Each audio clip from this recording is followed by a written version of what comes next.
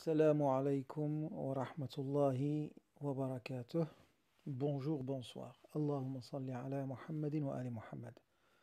Dans la continuité de ma série de réponses à ce menteur usurpateur nommé Faux Mahdi ibn Salah, j'ai téléchargé la vidéo, donc je vais la découvrir avec vous en fait.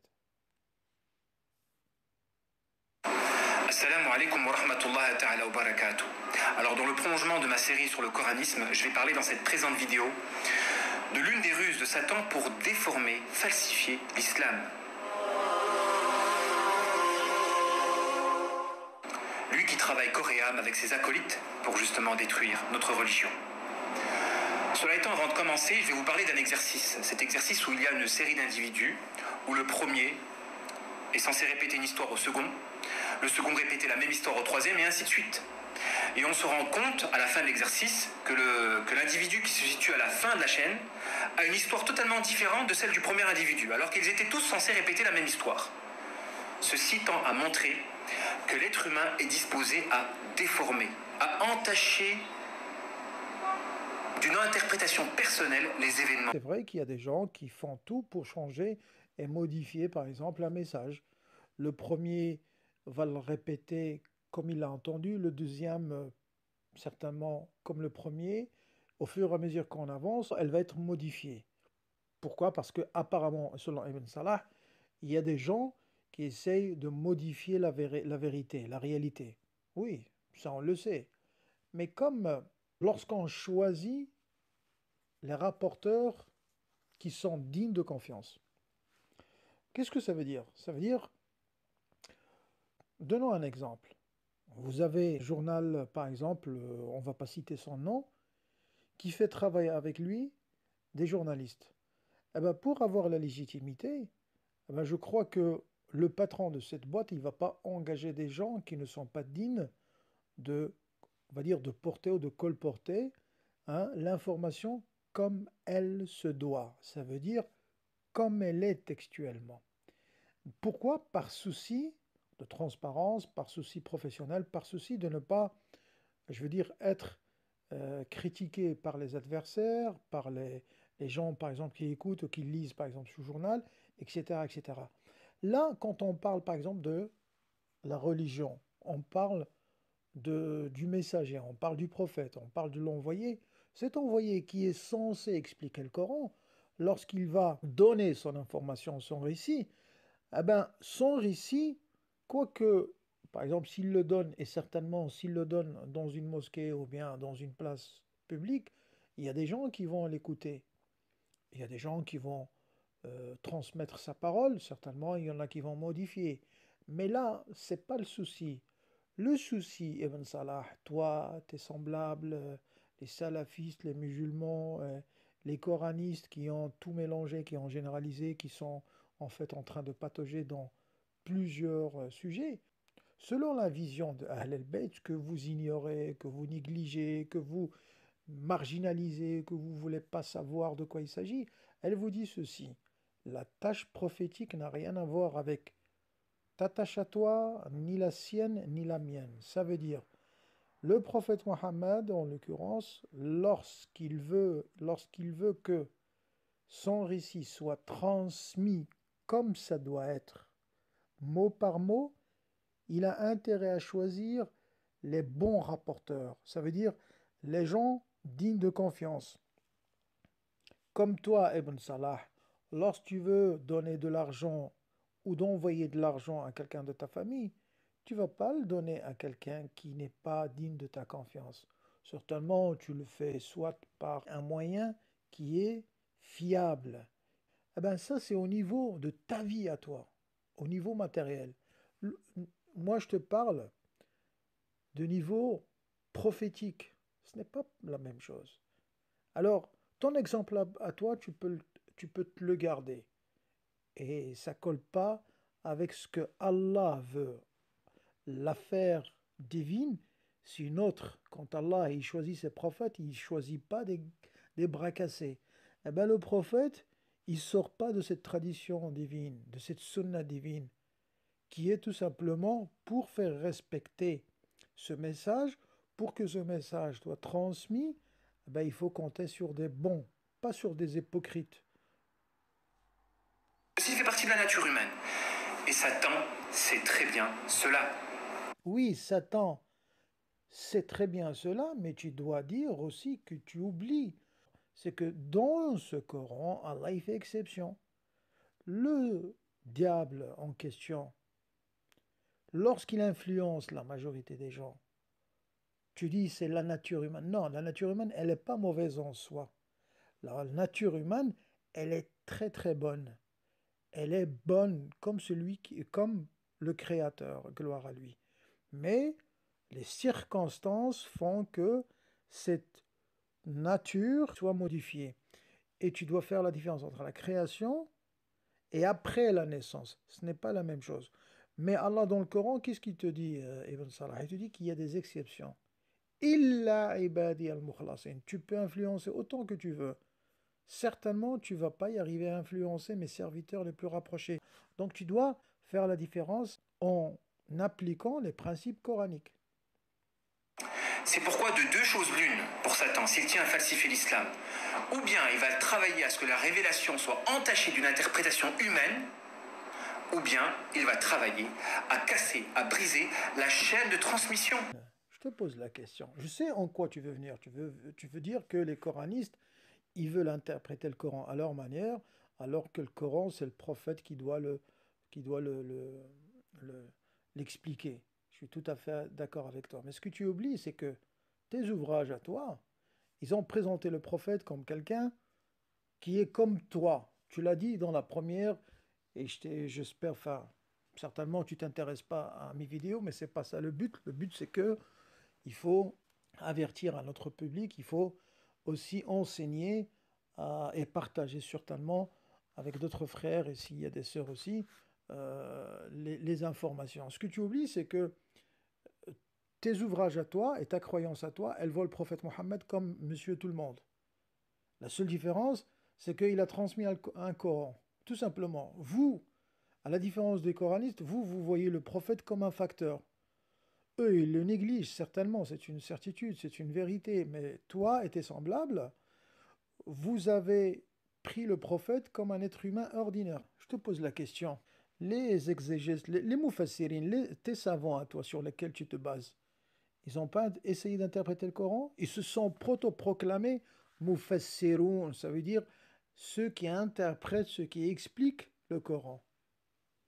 Tu vois, tu te contredis. Donc, l'islam, si tu veux, l'interprétation de l'islam, ah ben, c'est vous, c'est tes prédécesseurs, c'est ton salaf à toi.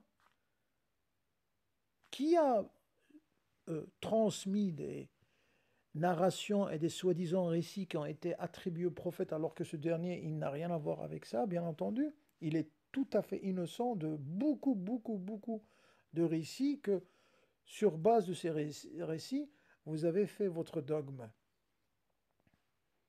Tu peux mentir sur tes petits-enfants, sur les élèves, sur les adolescents qui sont entassés dans ta classe, mais tu ne peux pas mentir sur des gens qui peuvent justement te prouver via tes ouvrages à toi que ce que tu racontes, tes précédents sont les premiers et tes prédécesseurs, ils sont les premiers à avoir falsifié l'interprétation du Coran.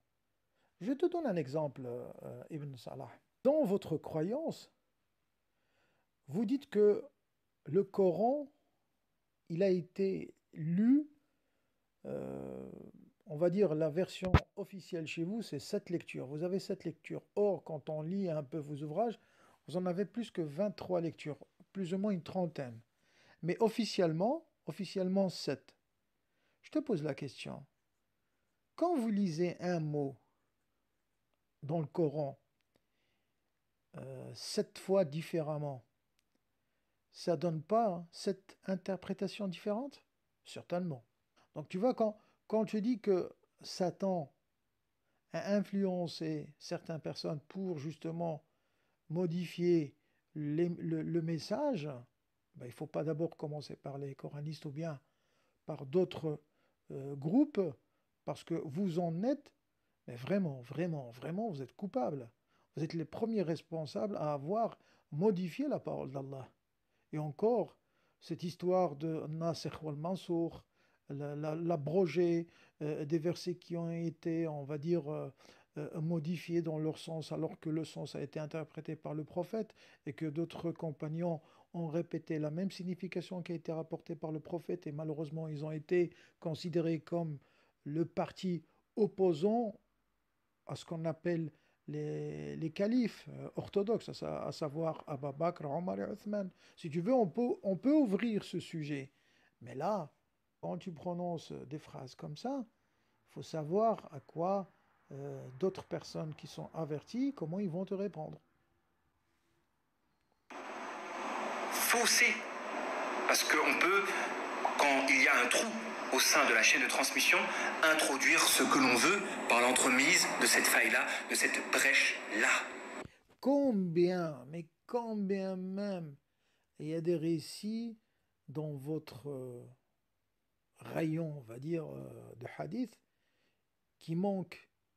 Il y a énormément de récits. Dans ces récits, il manque des narrateurs. Et vous les avez considérés comme authentiques. Il y a même dans la chaîne de transmission des khawarij. Il y a même dans la chaîne de transmission des assassins des enfants du prophète Mohammed. Même vos conditions que vous imposez, que vous vous êtes imposées, vous les respectez même pas. Donc tu n'es pas le bienvenu, on va dire, tu es mal barré, tu es mal positionné pour parler de ce genre de, de sujet. Continuons. C'est l'une des vocations donc de Satan de travailler à ce que la révélation soit entachée d'une interprétation humaine ou de briser la chaîne de transmission. Et c'est pourquoi l'attestation de foi comprend deux parties. La ilaha illallah, la révélation, et Muhammad Rasulullah, la prophétie. Et la fonction de la prophétie, ce n'est pas uniquement de transmettre. Non, comme le prétendent les coranistes. C'est aussi de préserver la révélation d'une interprétation humaine. Alors, pour la préserver d'une interprétation humaine, si j'étais un jeune dans ta classe, je te poserais la question, mais maître Ibn Salah, tu nous disais que le prophète a à maintes reprises qu'il était un homme comme nous. Mais c'est le prophète qui l'a interprété, donc ça fait une interprétation humaine. Tu vas dire quoi? Vous êtes pris en fait, Ibn Salah, vous êtes pris au votre piège. Quand tu dis que, et d'ailleurs, je suis d'accord, enfin, nous les musulmans, on est d'accord avec toi, comme quoi le prophète, sa tâche principale, c'est, après avoir reçu la révélation, il doit traduire la révélation. C'est tout à fait d'accord, d'expliquer la révélation. Expliquer la révélation, elle prend plusieurs sens. Pour expliquer la révélation, ça prend plusieurs sens. Et un des sens majeurs dans cette interprétation, c'est la mise en pratique de ces versets. La mise en pratique de ce verset. Dis-moi, Ibn Salah, toi le prédicateur en France, si tu es grincheux, si tu es quelqu'un de très mauvais tempérament, si tu n'as pas le sourire du tout, si tu es coléreux, si tu es insultant, si tu es par exemple toujours de très très mauvaise mine, tu n'es pas respectueux, est-ce qu'on te prendra en considération? Est-ce qu'on va dire que tu es un bon prédicateur, tu es un bon prof, tu es un bon guide pour les enfants par exemple, ou pour les jeunes? Personne ne prendra Ibn Salah comme guide s'il a ses vertus et s'il a ses caractères. Personne ne te prendra. Ah ben, cet exemple, c'est la copie-collée de l'édition Bukhari, tous les ouvrages concernant les caractéristiques que vous avez attribuées au prophète Mohammed. Pour être clair, je te donne un deuxième exemple. Abasa wa tawalla. Vous avez, depuis des générations, vous avez dit que ça a été révélé à cause du prophète Mohammed parce qu'il n'a pas souri en face d'un aveugle. Hein? Il l'a grondé. Cet aveugle voulait un renseignement et le prophète l'a grondé. Je te pose la question. Un ambassadeur élu, choisi par le meilleur, c'est Allah, le Créateur. Il envoie un prophète qui n'est pas souriant. C'est quoi comme prophète? Donc, cette main mise sur l'interprétation, comme tu dis, humaine, elle est tout simplement, elle se résume dans le sunnisme. Carrément. Tu fais partie, enfin toi et toute la clique qui est derrière toi depuis jadis, vous avez tout le temps taché l'islam avec vos interprétations biaisées, handicapées, tout simplement. Quand vous montrez le prophète, comme quelqu'un qui était assoiffé de femmes, assoiffé de pouvoir, assoiffé de sang, et qu'il faisait des guerres pour prêcher la parole, pour faire convertir les gens par force. Et d'ailleurs, cette histoire de l'Futuhat, les guerres qui ont été malmenées et menées aussi par les compagnons, c'est le parfait exemple comme quoi vous n'avez rien à voir avec le Coran. Parce qu'en aucun cas dans le Coran, Allah vous demande de forcer la main à quelqu'un de changer sa religion ou de rentrer ou de se convertir à l'islam par force. Montrez-nous un verset. Ce n'est pas un coraniste, enfin un pseudo-coraniste, un négateur qui te parle. C'est un musulman d'obédience chiite. En aucun cas, tu es autorisé à accuser d'autres personnes d'avoir ou de vouloir entacher l'islam par des interprétations humaines alors que vous êtes trempé dedans jusqu'au cou, jusqu'à maintenant. Et les exemples, c'est pas ça qui manque. Il n'y a qu'à ouvrir vos ouvrages, il n'y a qu'à ouvrir les interprétations et tu vas voir des milliers d'interprétations qui n'ont rien à voir avec ce qu'Allah a enseigné à son prophète sallallahu alayhi wa sallam. Et d'empêcher justement la cassure de la chaîne de transmission. Parce que c'est justement par ces deux failles-là que l'on peut falsifier l'islam. Alors, d'emblée, je te le dis encore, vous avez certainement falsifié l'islam, tu sais pourquoi, Ibn Salah?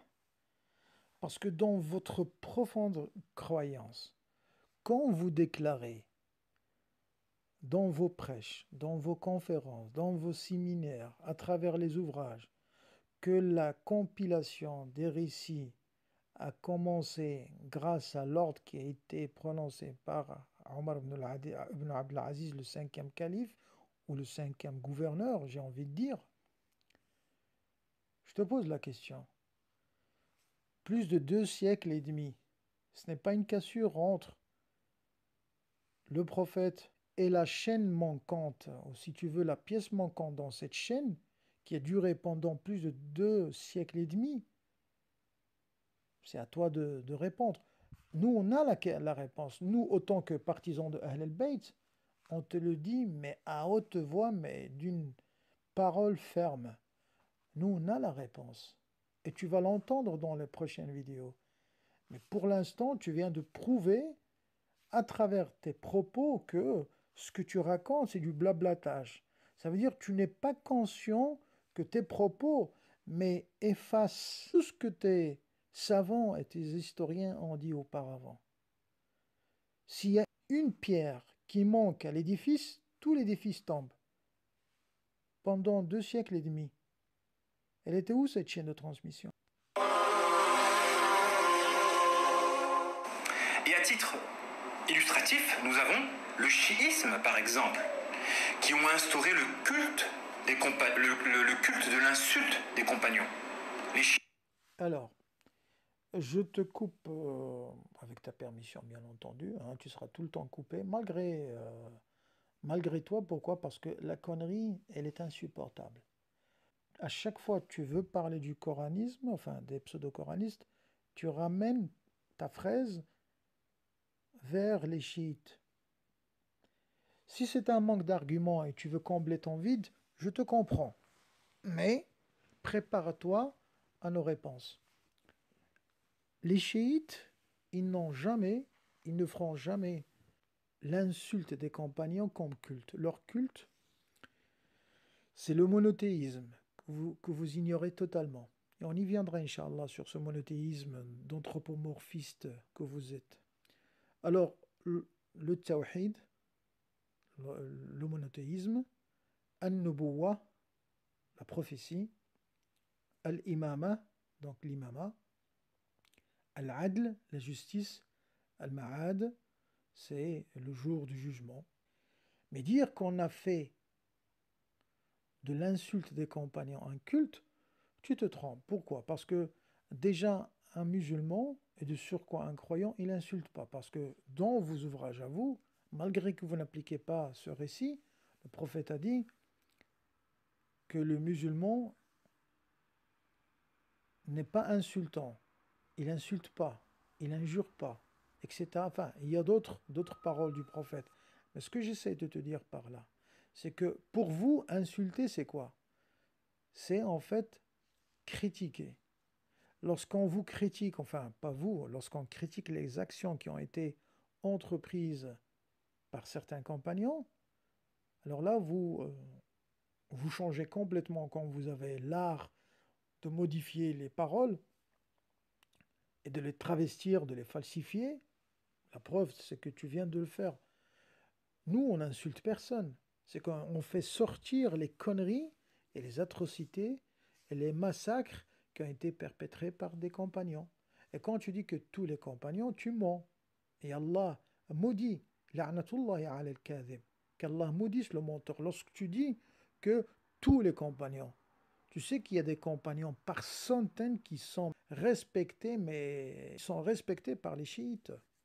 Donc tu vois, dire aux gens que les chiites insultent les compagnons, tu es encore en train de répéter bêtement ce que tes savants, tes prédicateurs qui ont fait la même chose. Ceux qui t'ont précédé, ils ont menti sur leurs élèves, sur leur famille, sur leurs fidèles, etc., etc. Et tu es en train de faire la même chose. En réalité, excommunie tous les compagnons. Pourquoi? Parce que relativement à leur compréhension erronée de la religion, puisqu'ils pensent que le premier calife, en réalité, c'est l'imam Ali, radiyallahu anhu, alors ils vont consécutivement excommunier tous ceux qui ont prêté serment d'allégeance. Mais tu es un vrai menteur, hein? Tu es un menteur, mais avec un grade de plus. Les chiites, encore une fois, ils prennent en considération les compagnons qui sont sincères. Ceux qui ne le sont pas, ceux qui sont désormais hypocrites, ceux-là, ils n'ont aucune considération chez le croyant musulman chiite. Et d'ailleurs, même chez les sunnites. Mais là, il faut juste rectifier le coup. Tu as dit les chiites considèrent l'imam Ali comme le premier calife. Et alors, est-ce que tu as entendu un chiite, par exemple, rendre mécréant ou insulter ou maudire un frère sunnite parce qu'il a choisi Abu Bakr, Omar, Othman ou autre? Non. Chacun a son choix selon des critères, selon sa compréhension des textes. Et vous, tout simplement parce que il y a des personnes qui ont choisi l'imam Ali selon les récits du saint prophète, eh ben, ils sont tout simplement des hérétiques, on connaît la chanson, des mécréants, vous les avez rendus halal ad-dam, ça veut dire leur sang il est licite et que on peut les tuer, on peut les assassiner, on peut ci, on peut cela. C'est de la maladie tout ça, c'est de la schizophrénie tout ça. Et lorsque tu dis que on n'attache pas d'importance à tous les compagnons, encore une fois, tu es un menteur, tu es un gros menteur. au premier calife de l'islam. Et comme tous les compagnons étaient sur la même longueur d'onde à ce niveau-là, même Ali lui-même, alors ils vont excommunier tous les compagnons. Dire que l'imam Ali et d'autres personnes ont été avec... c'est comique de voir que tellement ce que vous racontez est d'une stupidité incroyable parce que vous ne lisez pas vos ouvrages. Vous essayez de présenter le monde des compagnons comme un monde de bisounours, comme un monde, on va dire, comme s'ils étaient tous en train de vivre une histoire d'amour dans un paradis céleste. Or, le Coran te contredit, et toi, Ibn Salah, le Coran te contredit. Le Coran parle des hypocrites. Le Coran parle de certains compagnons qui manquaient de respect vis-à-vis du prophète. Des compagnons qui ont nié, par exemple, le pacte de serment sous l'arbre ou après. Si tu veux, on viendra sur cette histoire.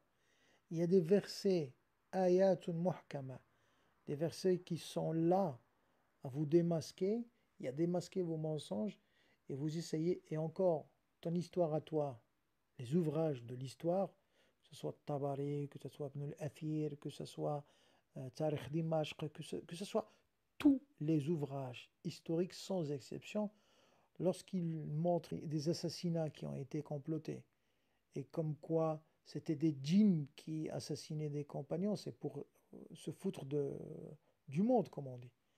Lorsque vous avez des compagnons qui se rebellent contre d'autres compagnons, qui se tuent entre eux, il y a des guerres qui ont eu lieu, comme par exemple la bataille de Chameau, la bataille de Nahrawan, la bataille de Siffin, la bataille la deuxième bataille du deuxième chameau, parce qu'il y a deux batailles de chameaux, pas qu'une seule, hein, les apostats, les, les zézanies qui ont eu lieu dans pas mal de régions dans la péninsule arabique, les compagnons qui ont émigré vers l'Irak, vers l'Yémen, vers le Cham, vers l'Afrique, vers le Maghreb.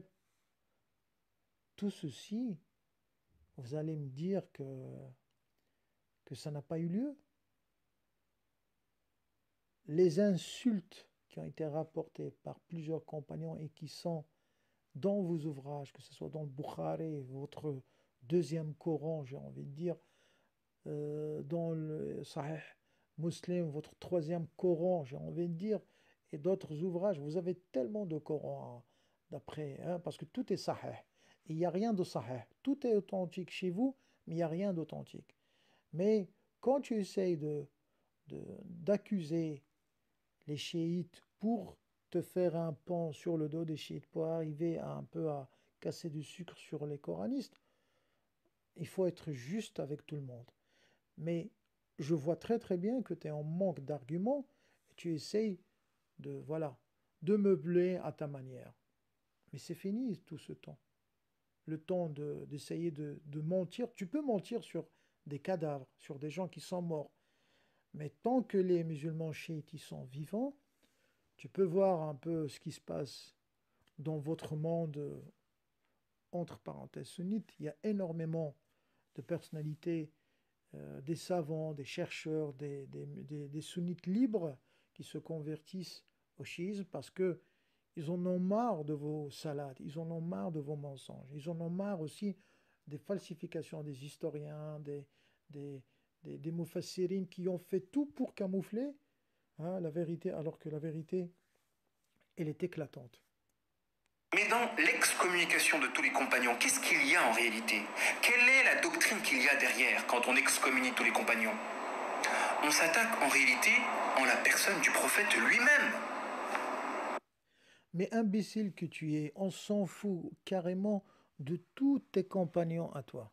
Tes compagnons à toi, juste le prophète et le peu, parce que le Coran, il condamne la majorité. Ça, tu dois le savoir, hein. Mais je crois que ton sectarisme t'aveugle pour que tu puisses un peu regarder coraniquement la réalité. La réalité d'avant et la réalité de maintenant et la réalité de ce qui vous attend dans les années à venir.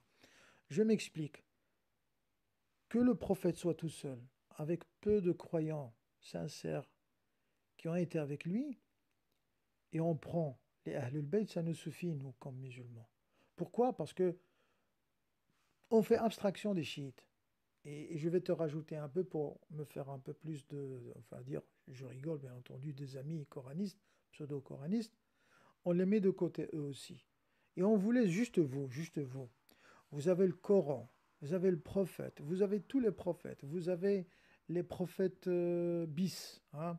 Les prophètes bis, ça veut dire Bukhari, Muslim, et tous les ouvrages que vous avez. Et vous avez la majorité des musulmans qui sont avec vous depuis 14 siècles. Attends, je vais regarder à droite et à gauche. Où sont ces musulmans? Tiens, vous êtes misérables.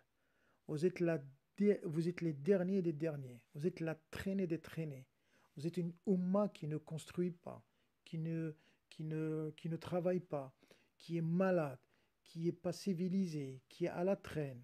La corruption, les droits de l'homme, ils ne sont pas là, là où il faut. Tu veux que je parle? La liste, elle est tellement, tellement longue. Cet islam que toi, tu essayes de nous vendre, qu'est-ce que vous avez fait, toi, par exemple, le salafiste que tu es? Le terrorisme, on le connaît. L'extrémisme, on le connaît. Le wahhabisme, on le connaît. Al-Qaïda, Daesh, le talibanisme, que ce soit en Afghanistan, que ce soit en Somalie, que ce soit en Libye, que ce soit en Algérie, n'en parlons pas. Les Algériens, ils en ont marre de vous. Les Tunisiens, en, en- en Égypte, dans le berceau de frérisme, dans le berceau du salafisme, qu'est-ce que vous avez fait? Rien. Tu veux qu'on parle de ce qui se passe en Palestine? Ben, il n'y a qu'à voir ce que vous avez fait comme trahison au peuple palestinien. Hein. On sait que vous êtes de mèche avec les forces américaines, les Israéliens. On connaît l'histoire. Le wahhabisme, n'en parlons pas. Et alors, si tu vois l'état des pays là où vous êtes majoritairement, c'est le désordre, c'est la corruption. Il y a quoi? Tu vas me parler de quoi? Du Golfe, des, des buildings à perdu de vue, mais la noix de coco, il n'y a rien. L'intelligence, il n'y a rien. La création, il n'y a rien. L'invention, il n'y a rien. Les cerveaux, ça n'existe pas. Moi, à ta place, je la ferme. Sincèrement, Ibn Salah. Sincèrement. Alayhi salatu wassalam. Car l'homme a la même religion que ses compagnons. Ainsi, quand on excommunie tous ses compagnons, on porte atteinte à la personne elle-même du prophète alayhi salam. Alors, quand on excommunie tous les compagnons, d'abord, pas tous les compagnons, mais tes hypocrites, oui. Mais quand tu dis on essaye de toucher à la personne du prophète, c'est un mensonge. Pourquoi? Les partisans de Ahl al-Bayt, ça veut dire les chiites, c'est les vrais amoureux du saint prophète sallallahu alayhi wa sallam. Et la preuve, c'est que maintenant, apporte-moi une seule adoration selon ton dogme qui est correct et qui a l'origine jusqu'au prophète. Tu as bien entendu ce que je te dis. Je te défie de me prouver la véracité, l'exactitude, la justesse d'un culte, toi, toi, le salafiste, qui monte dans son origine où c'est un prophète sallallahu alayhi wa sallam. Allez, vas-y. Essaye une fois. Je vais te souffler un peu dans l'oreille droite, Ibn Salah. Tawatur al-Qur'an al-Karim, la notoriété du Coran. Sans les Ahl al-Bayt, sans les chiites de Ahl al-Bayt, tu n'as pas du Coran. Hafs Warsh. Essaye un peu de voir leur biographie dans tes ouvrages à toi. Essaye de voir la plupart des compagnons qui ont compilé le Coran grâce et à l'ordre du commandement de l'imam Ali alayhi afdalus salati wassalam. Et tu oses dire que nous négligeons tous les compagnons? T'as pas honte? Apparemment, tu connais pas le chiisme, apparemment. Apparemment, tu connais pas, mais du tout ce qui se passe dans les ouvrages, parce que je sais, vous lisez pas les ouvrages chiites, parce que dans vos prêches, vous dites à vos élèves que il faut pas écouter les chiites, il faut pas discuter avec eux, il faut pas entretenir des relations avec eux, il faut même pas acheter leurs ouvrages.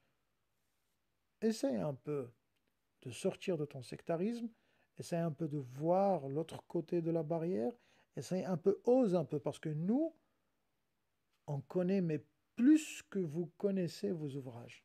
C'est pour cela qu'on est là à démasquer vos ouvrages.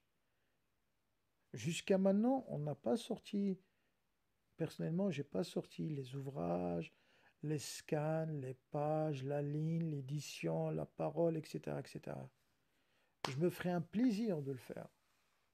Et si tu es capable de faire une vidéo, si un jour où un de tes adeptes ou un de tes élèves qui voit une de mes vidéos qui sont dirigées à toi et qui veut un débat, je suis là. Je suis votre humble serviteur pour vous montrer, pour vous montrer vraiment l'image à l'appui que ce personnage, Ibn Salah, est un menteur parmi les autres, comme le titre de ma première vidéo. Quand on excommunie les épouses du prophète, on porte atteinte à la personne elle-même du prophète. Alors, maintenant, tu chavires, tu essayes d'avoir le cœur, on va dire, par le sentiment de ceux qui écoutent ce passage. C'est vrai que les chiites, ils ont une position contre pas toutes les épouses comme tu viens de mentir, espèce de menteur, et tu vas perdre tes dents, hein. Celui qui ment perd ses dents. Deux épouses du prophète, Aïcha et Hafsa, donc, et pas bizarrement, hein, ce n'est pas le fait de hasard. Aïcha est la fille d'Abu Bakr et Hafsa est la fille de Omar. Les deux hypocrites, hein, et deux de leurs filles, enfin les deux épouses, il n'y a qu'à ouvrir Al-Bukhari et tu vas voir ce que Aïcha et Hafsa ont fait au prophète.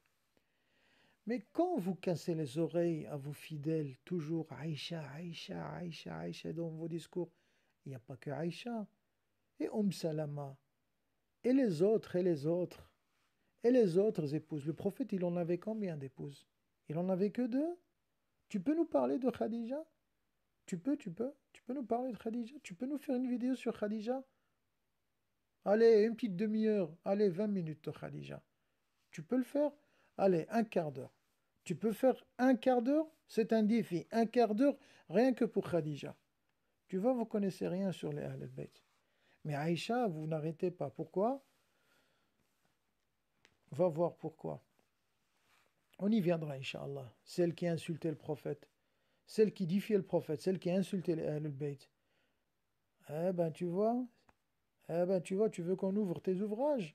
Et, moi, si tu veux, je te parle que le Bukhari Muslim. Je toucherai aucun autre ouvrage. Bukhari Muslim avec des chaînes de transmission authentiques. Alors, tu acceptes ce défi à Ibn Salah? Tu essayes de dénigrer le chiisme en essayant de... Enfin, je ne vois pas de rapport entre parler beaucoup plus du chiisme dans une vidéo qui concerne le coranisme. Mais bon, on sait comment vous marchez. Mais là, je te lance un défi. Je t'ai lancé beaucoup de défis, tu vois. On est resté pendant longtemps silencieux parce que les ragots, les accusations, le takfirisme nous rendent mécréants, voire faire exploser des mosquées,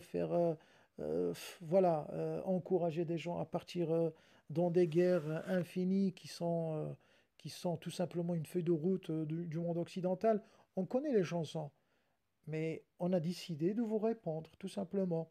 Mais c'est pas toi qui va nous fermer, on va dire, la bouche. Je suis là à t'accueillir avec des bras ouverts. À chaque fois que tu parles des chiites, je serai là pour te répondre, pour te démasquer menteur. En aucun cas, critiquer une épouse du prophète, c'est critiquer le prophète. Donc le chiisme est une doctrine horrible, en réalité. C'est de l'hypocrisie pure. À défaut de s'attaquer directement au prophète, on s'attaque à son entourage.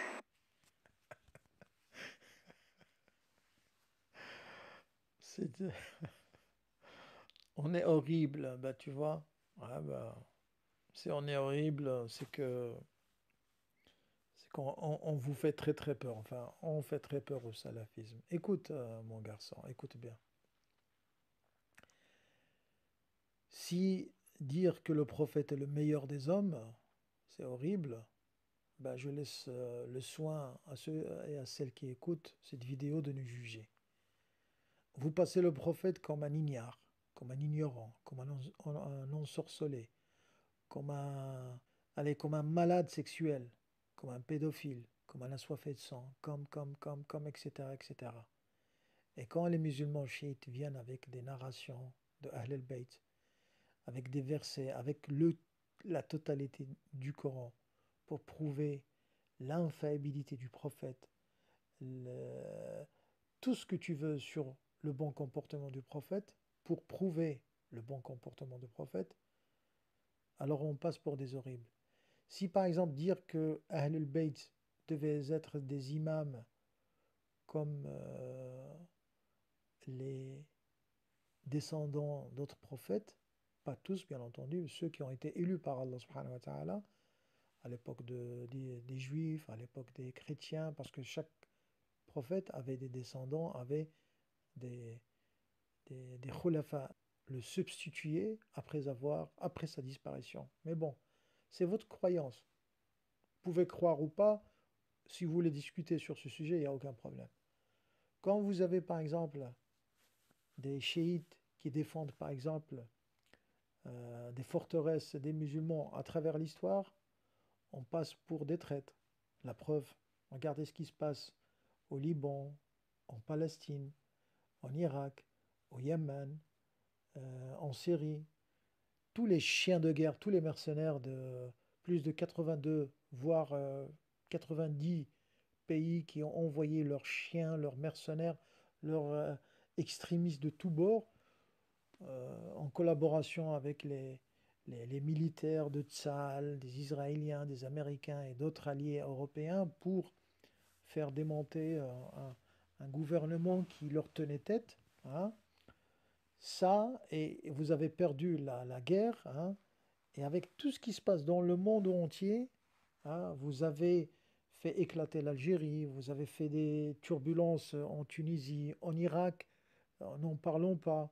Euh, Au Yémen, n'en parlons pas. En Égypte, il n'y a pas de chiites. Les salafistes, c'est quoi? Les attentats depuis la création des organisations, enfin de l'Organisation internationale des frères musulmans, en collaboration avec les salafistes de l'époque, vous avez assassiné pas mal de personnalités, vous avez assassiné énormément d'opposants. Et quand les chiites essayent de rectifier tout ça, en vous conseillant, en vous appelant à des unions, avec des séminaires, à des conférences, ils écrivent des ouvrages pour vous parler de l'union, d'essayer de rectifier vos coups, d'essayer de rectifier vos positions. Même les sunnites, au sein des sunnites, il y a les ash'arites, il y a les maturidites, par exemple, qui vous parlent de la correction de vos croyances et de sortir de cet extrémisme dans lequel vous baignez depuis hein, le wahhabisme, depuis que les Britanniques ils vous ont concocté, ils vous ont préparé des complots. Hein, et là, vous voulez rien savoir. Vous voulez rien savoir. Les Omeyyades et les Abbassides, après eux, les Omeyyades qui ont assassiné des compagnons, qui ont assassiné la famille du prophète, vous continuez de les vénérer. Les musulmans sunnites qui maudissent Muawiyah, qui maudissent Yazid, qui sont des hérétiques, qui ont modifié la sunna du prophète, qui ont falsifié des versets coraniques, qui ont ramené des interprétations du christianisme, du judaïsme, et qui ont même, euh, lors de leur conquête, ils ont traduit des ouvrages du latin, de grec, pour essayer de colmater les trous dans les interprétations. Tout ça, après tout ça, tu viens, tu nous dis que nous sommes des horribles. Dis-moi un peu, Ibn Salah, toi et tes semblables, vous êtes majoritairement existants en France. Vous existez en France depuis des décennies. Qu'est-ce que vous avez fait? Qu'est-ce que vous avez fait en France?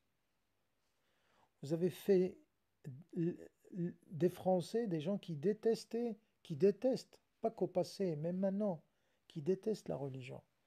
Vous essayez de vous imposer dans les voies publiques. Vous essayez d'imposer votre prière dans les rues. Vous essayez d'imposer l'habit alors que il y a des choses à rectifier. Vous savez même pas parler dans les manifestations. Sur les plateaux de télévision, vous êtes introuvable, vous êtes absent. Vous avez des représentants qui sont des prédicateurs de système, des vendus, des traîtres, des voleurs, des bandits, des ignorants, des perroquets qui n'arrêtent pas de répéter bêtement ce qu'ils ont dit depuis des années, et même hein, ton idole ou je ne sais qui, Tariq Ramadan, qu'on a dénoncé depuis plus de 30 ans, voire 40 ans, et on le savait que c'était un kamikaze comme toi, hein, lui avec sa cravate, mais toi, t'es là, t'es en train de, hein, t'es en train d'insulter tout le monde, t'es en train de t'exciter dans ton coin, mais voilà. Et tu nous dis, nous les horribles, bah ouais, il n'y a qu'à sortir dans les rues, hein, et voyager dans les pays pour voir est-ce que le salafisme il est toléré par la plupart des musulmans. Moi, je suis marocain, je connais bien le salafisme. Je vis en Belgique et je connais très très bien le salafisme. La plupart, sinon la quasi-totalité des traîtres, des agents doubles qui ont envoyé des jeunes en Syrie, en Irak et en Libye et ailleurs, ce n'est que des traîtres comme toi. Mais tu es là, horriblement attaché à ta chaise, hein, confortablement assis quelque part. Tu essayes un peu de modeler un peu ton discours pour essayer voilà, de vous acheter, de vous racheter ou de vous faire une virginité, hein, une deuxième virginité pour essayer de reconquérir un peu hein, les fidèles que vous avez perdus, malheureusement pour vous, j'ai envie de dire. Ben voilà. On s'attaque à son entourage. Donc c'est de l'hypocrisie pure. Ben si le prophète te dit dans le Bukhari Muslim qu'il était entouré des hypocrites, je vais délaisser la parole du prophète et je vais prendre ta parole. Mais la trahison, elle vient de l'intérieur, imbécile que tu es. Imbécile que tu es. Tu dois savoir une chose. Si tu veux qu'on te parle avec des ouvrages dans la main, scannés et mis devant ta tranche, j'ai envie de dire, faut que tu saches une chose. Hein. Les premiers et les derniers qui ont fait de cet islam ce qui est actuellement, hein, c'est vous, les traîtres, les horribles traîtres que vous êtes. Vous êtes en train de mentir sur l'islam. Vous êtes en train de dévêtir l'islam, de travestir l'islam, de falsifier l'islam depuis des siècles, et vous ne vous rendez pas compte. Mais quand les gens vous critiquent, quand les gens ils ne vous insultent pas, les gens vous appellent à la réforme, contrairement à vous, vous taxez les gens de mécréants. Pourquoi? Parce que vous étiez habitué à avoir de l'argent, à avoir de la force. Le salafisme, ce n'est pas ce n'est pas toi qui vas me le montrer. On sait, surtout les Français, ils savent c'est quoi. Ils ont goûté aux malheurs qui les ont touchés, les attentats, les explosions, les assassinats. On sait, on sait. Donc, garde tes expressions et tes paroles à toi et les adjectifs horribles ou machin, hypocrite ou méchant ou je ne sais quoi, tu peux te les garder. On n'en a pas besoin. Parce que c'est justement par l'entourage que nous est parvenu les enseignements du prophète alayhi salatu wassalam. Alors si l'on veut déconstruire l'enseignement du prophète, il n'y a pas de meilleure manière que de s'attaquer à ceux qui sont intermédiaires entre... C'est un bon exemple. Je te pose la question, Ibn Salah. Si j'ai envie de savoir un peu sur ta personne, ta petite personne, je vais demander aux voisins, je vais demander aux membres de ta famille. Si tu es marié, ou bien si tu as des enfants, si tu vis avec tes parents, bon, je crois que tu es marié. Mais à ton âge, comme tout prédicateur qui se respecte, ben voilà. Donc, au lieu d'aller très loin, je vais demander aux proches. Mais les proches de Ahl al-Bayt, ils les ont marginalisés. Les Ahl al-Bayt. Prenons par exemple Fatima Zahra. Tu nous parlais tout à l'heure de Aïcha. Aïcha, elle avait une seule chambre. Pas une maison, une chambre. Et Surat al-Hujurat, elle est là pour te rappeler. Si tu sais pas qu'est-ce que ça veut dire le Coran, je te rappelle. Al-Qassam, il est là pour te rappeler. Le prophète, il en avait plusieurs épouses. Selon vos histoires, les narrations 7, 8, 9 femmes, on va dire 9 femmes. Il en avait des chambres, ce qu'on appelle al-Hujurat. Chacune de ses épouses avait une chambre, pas une maison, une chambre. Contrairement à Aïcha, quand le prophète est mort, elle a saccagé tout l'appartement du prophète parce que son père, il était le gouverneur. Je dis gouverneur, pas calife.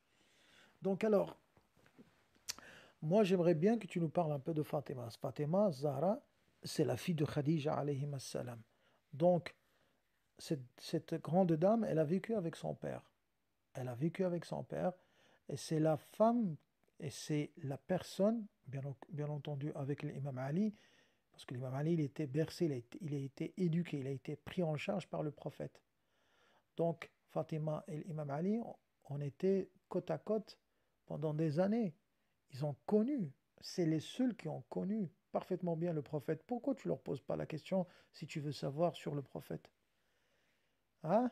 Tu le dis maintenant, tu le dis, tu viens de le dire. Ah ben, tes ennemis, enfin, les ennemis de l'islam, tes potes à toi, tes hypocrites, hein, ils ont saccagé ces deux personnages, ils les ont marginalisés, ils les ont assassinés, ils ont assassiné leurs enfants, ils ont assassiné leurs descendants, et ils ont aussi assassiné, ils ont tout fait pour assassiner leurs partisans, qui sont les chiites, jusqu'à maintenant. Va voir en Arabie Saoudite. Tu as des régions, majoritairement, ce sont des chiites. Mais les choses, ils ont commencé à changer, mais pendant des siècles, les chiites, ils ont été marginalisés. Pourquoi? Parce qu'ils présentaient le parti opposant, et partout dans le monde. C'est pour cela que je te répète sans cesse ceci dorénavant, Monsieur Salah. Les enfants du saint prophète qui sont arrivés jusqu'au Maghreb, parce que tu es marocain, je crois, je ne sais pas si tu es marocain ou algérien, mais peu importe, tu es ce grand Maghreb. Les descendants du prophète, pourquoi ils sont arrivés jusqu'au Maroc, jusqu'en Algérie? Parce qu'ils étaient chassés de la péninsule arabique. Tellement qu'ils étaient vénérés et aimés et respectés par tes grands-parents, hein, les Omeyyades, ben voilà, ils ont été chassés. Tu vois, à chaque fois que tu mens, moi je vais essayer de te rectifier. Sinon, je peux te ramener des ouvrages et des scans et des textes et des chapitres et des passages incalculables. Donc, épargne-moi de répondre longuement à tes sottises et à tes mensonges en disant la vérité. Tu ne perds rien de raconter à tes fidèles la vérité, rien que la vérité. Nous et le prophète, en l'occurrence les compagnons du prophète. Il en va de même du coranisme en réalité. Ce sont des hypocrites qui veulent s'attaquer à Allah et qui ne veulent pas le faire directement, s'attaquent à la tradition. Oui. C'est drôle, hein, ces salafistes qui connaissent l'invisible. Comment tu peux juger quelqu'un d'hypocrite alors il y a des manières de... C'est vrai, je te l'accorde, il y a des manières de savoir si c'est une personne, elle est hypocrite ou pas. Mais l'hypocrite, d'abord, c'est une affaire de cœur. Il faut être dans son cœur pour voir s'il est mécréant ou pas, s'il est hypocrite ou pas. Tu dois, tu peux me dire que c'est le comportement qui prouve que telle ou telle personne est hypocrite. Ça aussi, tu as tout à fait raison. Mais lorsque tu dis que le coraniste est un hypocrite, ça veut dire que tu généralises. Sachant que parmi les coranistes, Il y a des gens qui sont mais d'une sincérité incroyable. Je dis ce que tu dois dire logiquement. La plupart des coranistes, quand tu prends tout le monde et tu le mets dans le sac, un conseil, Ibn Salah, ne mets pas tous tes œufs, dans le même panier. Il faut différencier les pseudo-coranistes qui sont sincères. On peut être d'accord avec eux, mais on n'est pas d'accord avec la forme, le procédé. Ils doivent rectifier certaines choses. Mais en fin de compte, tous ceux qui sont, on va dire entre parenthèses, ou bien ceux qui étaient musulmans, sunnites, soit ils se sont convertis au chiisme, soit il y en a qui font, on va dire, des recherches et qui veulent arriver au coranisme, comme tu l'appelles.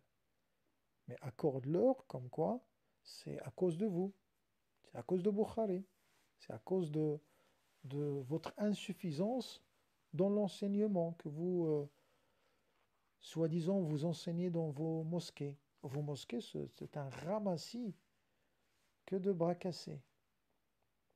Je généralise pas, il y a une minorité de personnes sincères que vous marginalisez encore.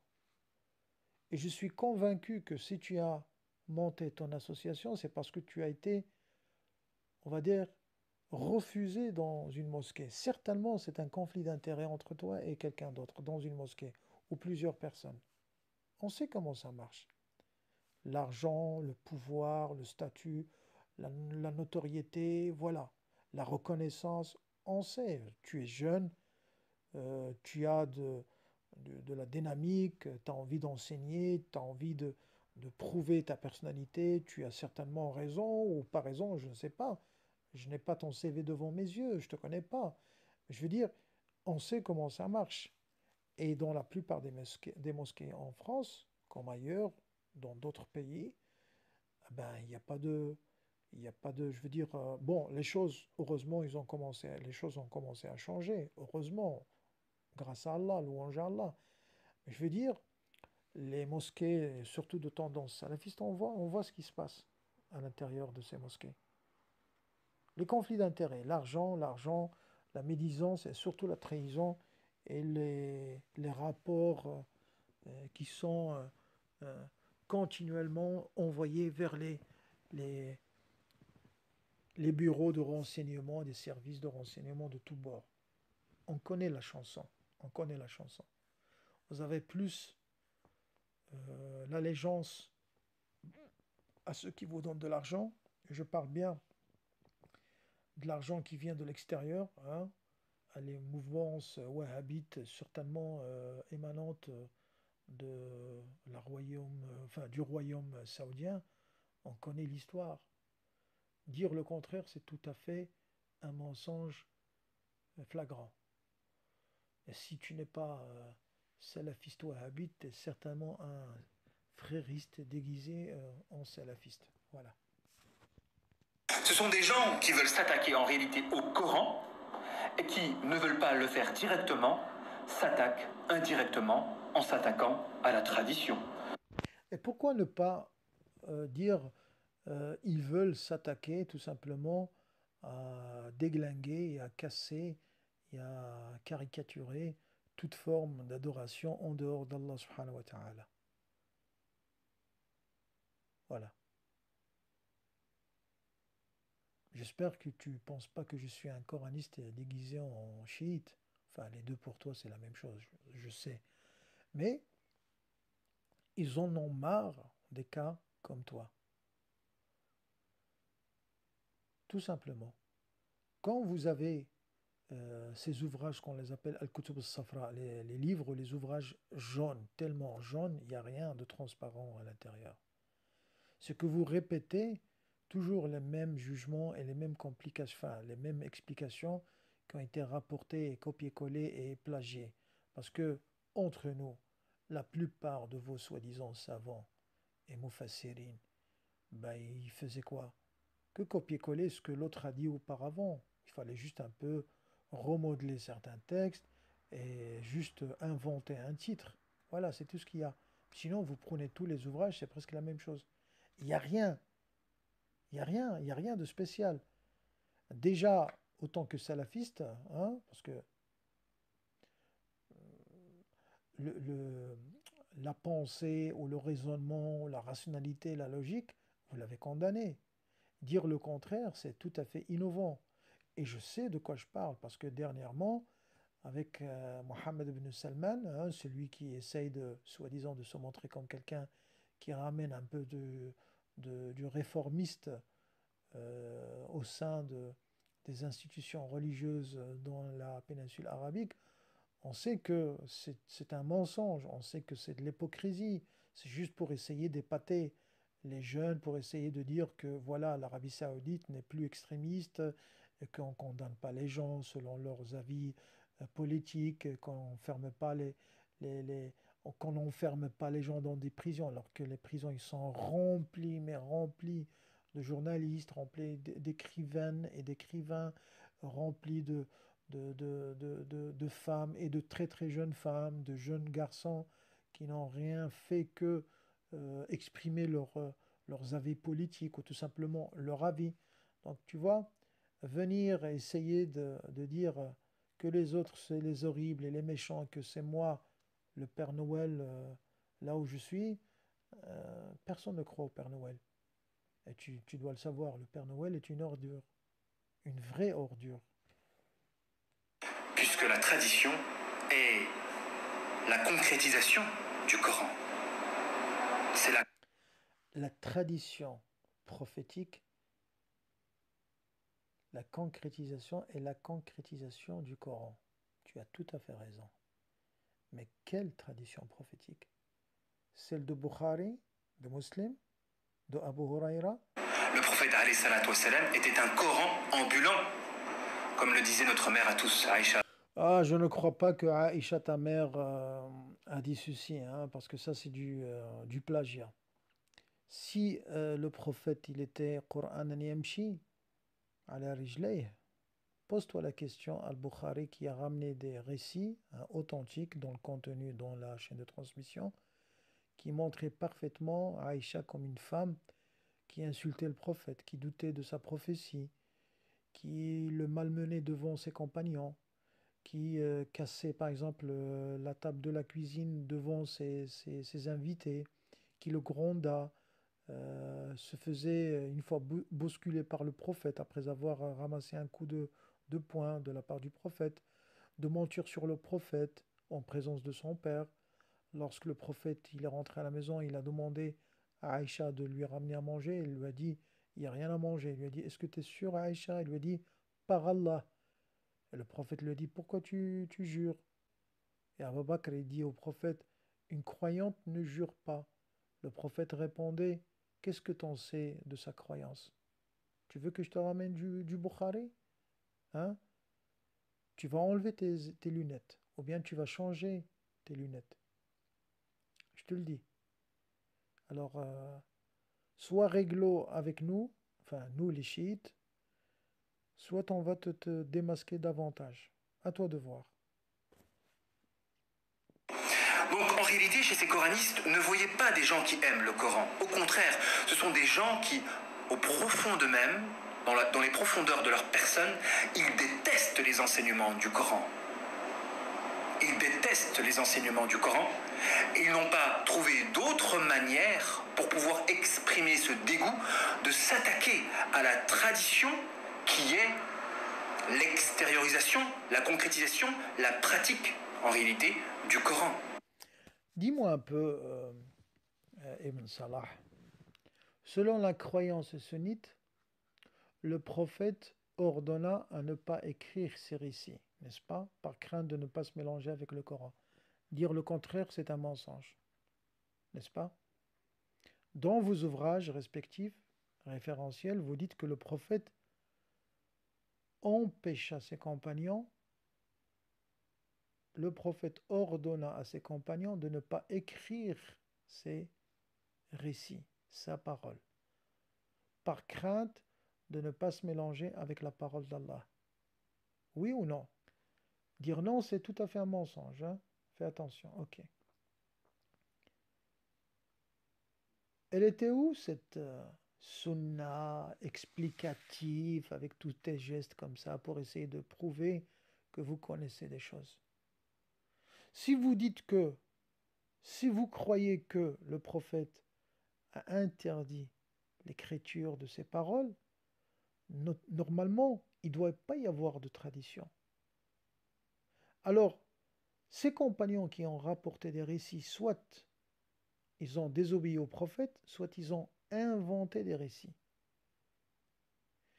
Si toi, je vais te considérer le premier à appliquer la tradition du prophète, quand tu lis dans le Bukhari, le prophète a ordonné aux compagnons de ne pas écrire ces hadiths, pourquoi ils les ont écrits? Pourquoi toi, tu essayes d'appliquer ces récits?